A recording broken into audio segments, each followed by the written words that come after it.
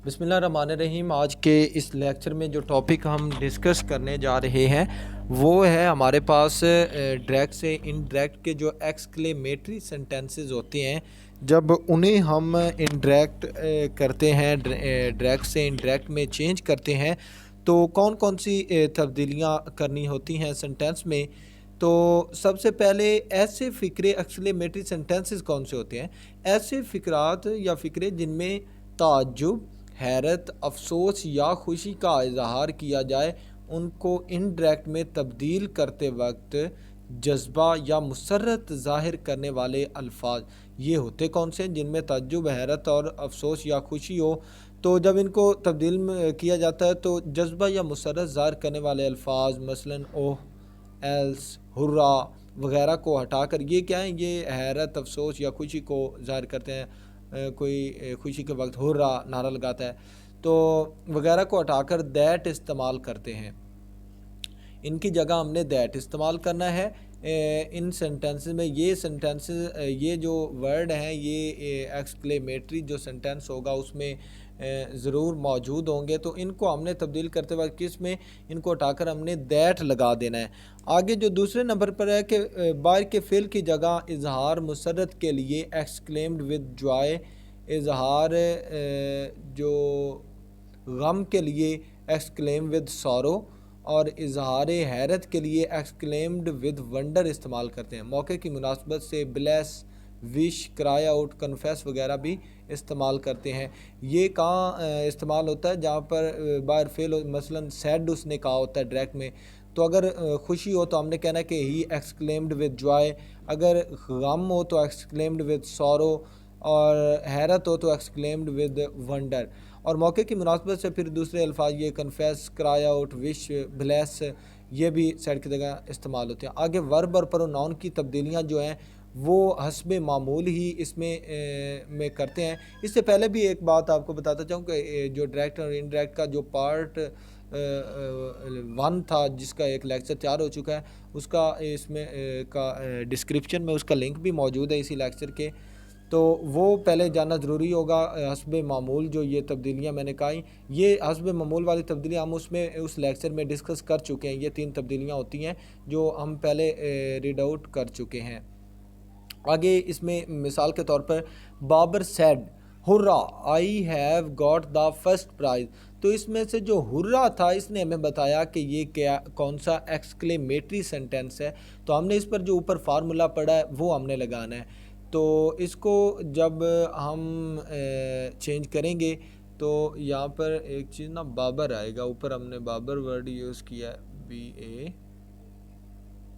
BAR Babar. तो Babar said hurrah I got the first prize, तो इसको जब इनडायरेक्ट में करेंगे बाबर एक्सक्लेम्ड विद जॉय, क्योंकि यहाँ पर खुशी का इज़हार आ गया। तो ये मैंने कहा था कि हमने सैड को किस में तब्दील करना है, अकॉर्डिंग टू सिचुएशन। तो ये Babar exclaimed with joy, commas की जगह हमने दैट इस्तेमाल करना होता है। ये चीज़ वो ऊपर मैंने कहा है, अल्फाज करने वाले हुर्रा, एल्स, ओ को हटाकर दैट, तो हुर्रा की जगह हमने क्या इस्तेमाल करना है, दैट।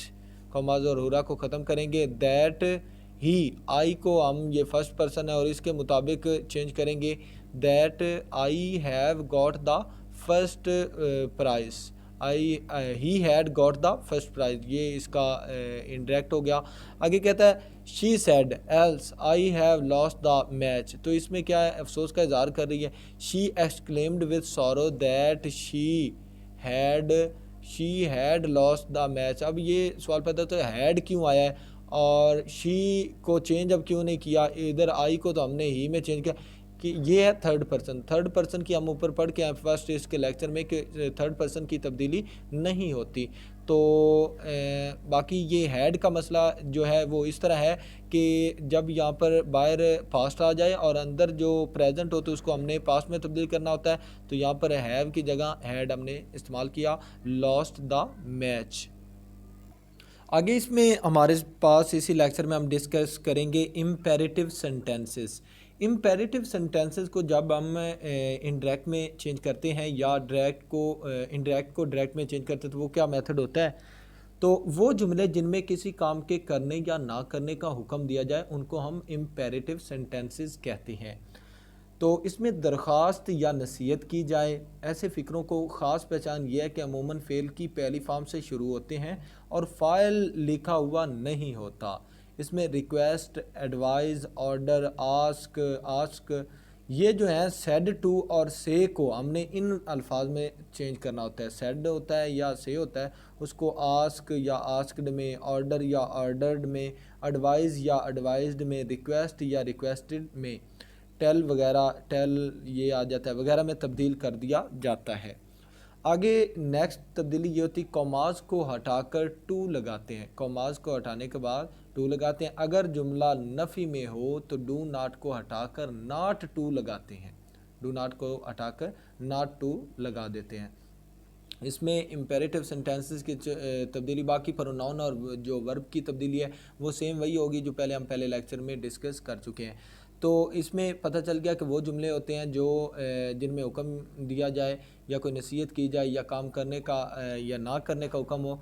तो इसमें क्या होता है, सेड को या से को हमने पहली तब्दीली ये होती है, तो इसको हमने ask, asked, order, ordered, advice या एडवाइस, रिक्वेस्ट या रिक्वेस्टेड, टेल वगैरह में तब्दील करना होता है। आगे कॉमास की तब्दीली है वो हटाकर हमने टू लगाना होता है। अगर डू नाट हो तो नाट टू लगाना है।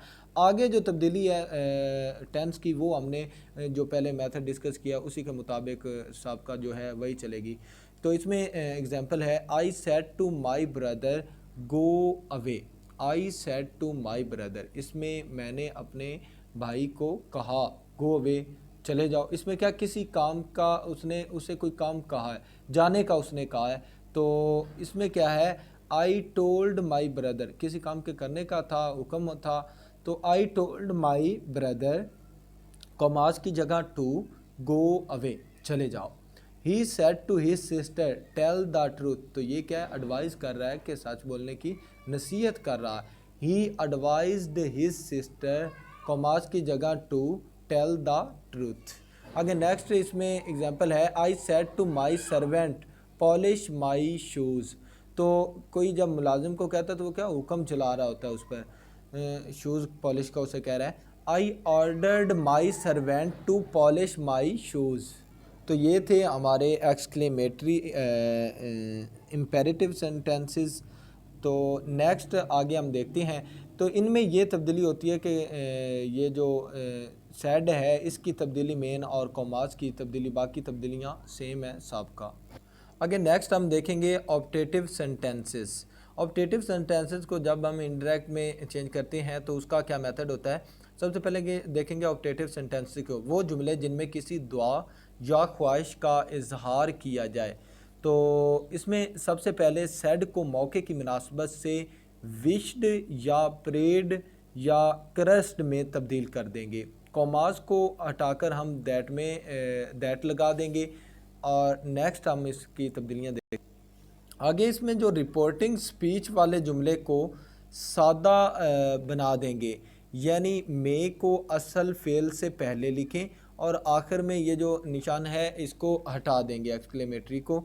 तो इसमें कहता है कि एग्जांपल है he said may you leave long, तो इसको हमने सादा में कर देना है। मे यू लीव दुआ दे रहा है। ही प्रेड कॉमास की जगह that he might live long, may की जगह हमने माइट, मे को असल फेल से पहले लिखें तो यहाँ पर मे की जगह क्या आ जाएगा, माइट आएगा। असल फेल ये लीव है, आगे लॉन्ग। ही को हमने चेंज किया, यू है सेकंड पर्सन, तो इसको इसके मुताबिक हमने चेंज किया। He prayed that he might live long. ख्वाहिश ज़ाहिर करने वाले अल्फाज जो होते हैं वुड, दैट, ओ और दैट, ये इनको हटाकर बाहर फेल विश इस्तेमाल करेंगे। विश के बाद जो है इसकी एग्जांपल है he said to me would that I were rich. तो ये ख्वाहिश ज़ाहिर करने वाला है कि काश मैं अमीर होता। इसमें कहता है ही विश्ड, इसमें क्या यहाँ पर विश्ड आ जाए, ही wished that he had be rich. तो आगे वर्ब और प्रोनाउन की तब्दीली इसमें में हस्ब मामूल होगी। इसकी एग्जांपल दी हुई है नीचे। He said would that I were rich, he wished that he were rich. The mother said to her son may God bless you with a son, the mother prayed for her son, यहाँ पर ये जो किस में हो गया change, prayed में, prayed for her son that God might, ये मे की जगह माइट आएगा, असल से पहले, ब्लेस से पहले, असल वर्ब से पहले, might bless him with a son. आगे the beggar said to me may you go to hell, the beggar cursed, इसने क्या दी है, बददुआ दी है, cursed me that I might go to hell, may की जगह माइट आएगा और गो जाने से असल वर्ब से पहले मे माइट की शक्ल में आएगा। He said may you recover soon, he prayed that I might recover soon. तो ये थी हमारी ऑप्टेटिव सेंटेंसेस की तब्दीलियाँ, इसे आप मुकम्मल तौर पर देख सकते हैं। तो आज का ये हमारा लेक्चर यहाँ पर मुकम्मल हुआ। आपको अगर हमारी वीडियो अच्छी लगे तो आपने चैनल को सब्सक्राइब करना बिल्कुल भी नहीं भूलना, क्योंकि ये चैनल आपके लिए बड़ा मुफीद साबित होगा।